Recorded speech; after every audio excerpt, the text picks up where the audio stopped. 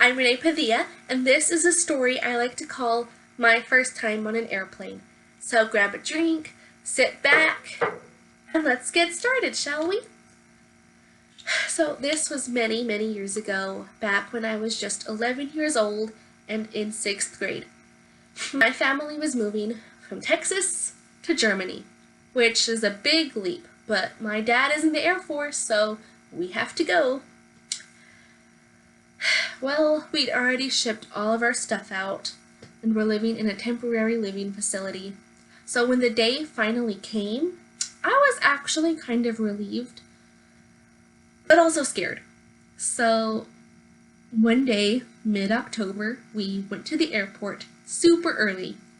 And I remember I was wearing some t-shirt with a little silly saying, brown capri pants, Converse, and a very light sweater. Well,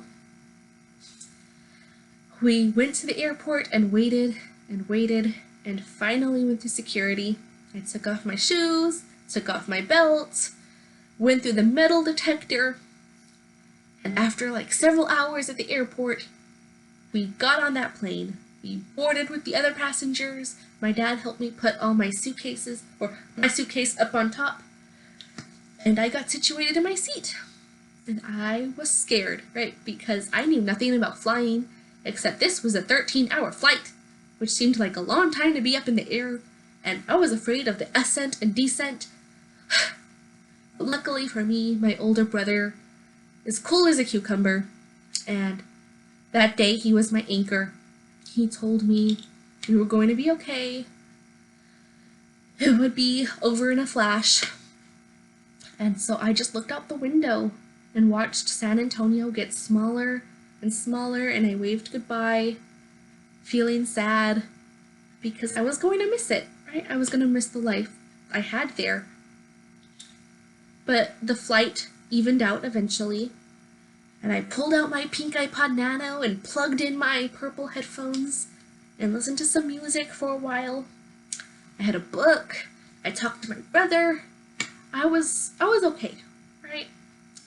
The flight attendants brought lunch and then dinner, and I thought to myself, this is it? This is the whole meal? Okay. Well, eventually, night fell, and it got really, really dark. And everyone else fell asleep. All the other passengers wrapped up in the blankets the airline provided, and I could not fall asleep. I kept jolting awake. So I felt really alone, perhaps more alone than I'd ever felt in my entire life, just on this completely dark airplane with no other passengers awake. Well, the sun started coming up, and the sky looked so gray that day, just pale. And finally the other passengers started stirring. My family woke up, and the flight attendants brought around breakfast and some tea. And after that, all that was left was to land. Remember the descent? Pretty bad, a little worse than the ascent, to be honest. And I watched Germany get bigger and bigger and looked out at the trees that looked like a quilt. And when we got off that plane, picked up our suitcases, we walked outside. And two things hit me at once. One, it was freezing. Freezing! Like, my outfit was perfect for autumn in Texas. But I might as well have been wearing a bathing suit. It was so cold in Germany that my outfit was nothing. It did nothing!